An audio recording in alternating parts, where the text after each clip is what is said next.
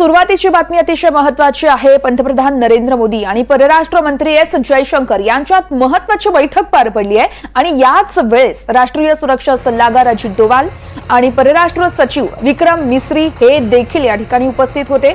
पंतप्रधान नरेंद्र मोदी आणि परराष्ट्र मंत्री एस जयशंकर यांच्यात ही बैठक झाली आणि याच बैठकीत पुढील रणनीती संदर्भात चर्चा झाल्याची माहिती मिळते।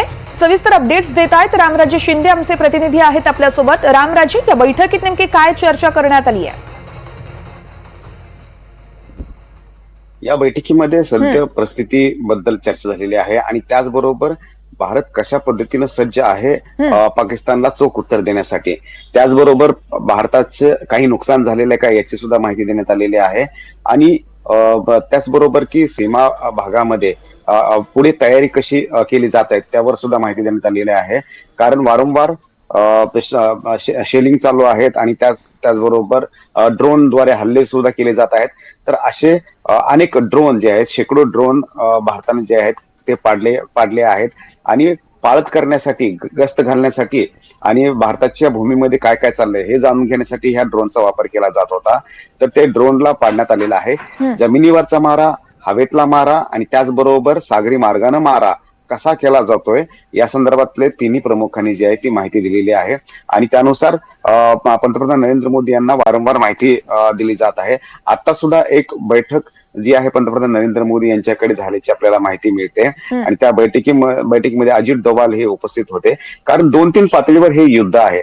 हे केवळ सीमेवर पाकिस्तानच्या विरोधामध्ये युद्ध नाहीये, तर आंतरराष्ट्रीय पातळीवर इतर देशांना सोबत घेणं हे सुद्धा मोठा संघर्ष असणार आहे आणि त्या सर्व देशांनी आपल्या पाठीशी उभं असणं हे सुद्धा गरजेचं आहे। त्यामुळे आंतरराष्ट्रीय स्तरावर पण कूटनीतीचा वापर केला जातो। त्याच्यामध्ये एस जयशंकर आहेत, त्यांनी आघाडी घेतली आहे। प्रत्येक परराष्ट्र सचिवांशी सोबत, परराष्ट्र मंत्र्यांसोबत चर्चा करणं, त्यांना माहिती देणं आणि जे पुरावे गोळा केले जातात, म्हणजे की ड्रोनचे तुकडे आहेत, मिसाईलचे तुकडे आहेत, त्याचबरोबर शेलिंग केलेले आहेत, ज्या नागरिकांना, लहान मुलांना गोळ्या लागलेल्या आहेत त्याचे सगळे पुरावे, व्हिज्युअल आणि व्हिडिओच्या माध्यमातून हे सगळे गोळा करण्याचं काम सुरू आहे। कारण हेच पुरावे जे आहेत ना आंतरराष्ट्रीय स्तरावर पुन्हा नंतर पाकिस्तानच्या विरोधामध्ये उपयोगी पडणार आहेत। कारण रुग्णालयाला, हॉस्पिटलला टार्गेट केलं जाते।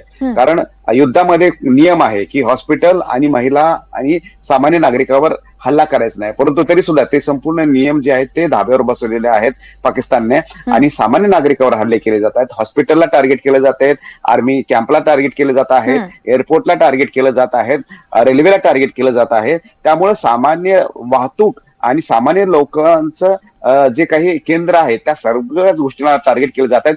यासाठी कशी आपण तयारी केलेली आहे, त्याचबरोबर सध्या पाकिस्तानच्या विरोधामध्ये आपण कोणत्या स्टेजला पोहोचलेलो आहोत, कारण युद्ध अजून सुरू झालेलं नाहीये किंवा युद्धाची घोषणा सुद्धा अजून करण्यात आलेली नाहीये।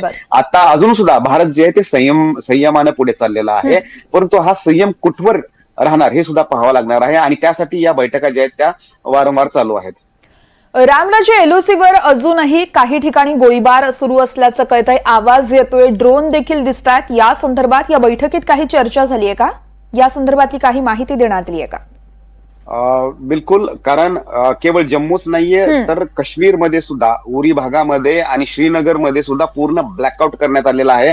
आता संपूर्ण श्रीनगरमध्ये अंधार पसरलेला आहे आणि कोणालाही रस्त्यावर येण्यासाठी परवानगी दिली जात नाही, घरामध्येच सर्वांनी राहावं अशा सूचना देण्यात आलेल्या आहेत आणि जे पर्यटक आहेत त्यांना सुद्धा तिथून निघण्याची परवानगी नाहीये। कारण श्रीनगर एअरपोर्ट बंद करण्यात आलेला आहे, अमृतसर एअरपोर्ट बंद करण्यात आलेला आहे। अमृतसर आणि लाहोरचं अंतर जे आहे ते साधारणतः खूप जवळचं आहे, एक पाऊण तासाचंच अंतर असणार आहे, कारण 40 किलोमीटरच्या आसपासच आहे। त्यामुळं पाकिस्तान आणि भारताची ही सीमा, बॉर्डर जी आहे ती किती जवळ आहे पंजाब पासून हे आपल्याला दिसून येते आणि म्हणूनच सरकार कोणतेही असू द्या पंजाबमध्ये, परंतु देश हितासाठी तिथं काही कठोर निर्णय घेणं हे सुद्धा गरजेचं आहे। आणि त्याचबरोबर आताची जी परिस्थिती आहे ती आणखीन सीज फायर जे आहे ते चालूच आहे, पूंछमध्ये, राजौरीमध्ये, जम्मूमध्ये चालू आहेत आणि आता काश्मीरमध्ये पण सुरू करण्यात आलेला आहे। काश्मीरमध्ये पण उरीच्या ठिकाणी काही घटना घडलेल्या आहेत, शेलिंग जे आहे ते टाकले जातात, कारण उरीची बाजू जी आहे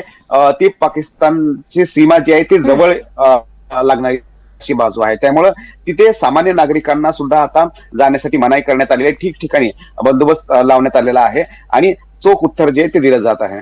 निश्चितच रामराजे, तुम्ही असे सोबत राहा, आणखी एका बातमी संदर्भातले अपडेट तुमच्याकडून जाणून घ्यायचे आहे।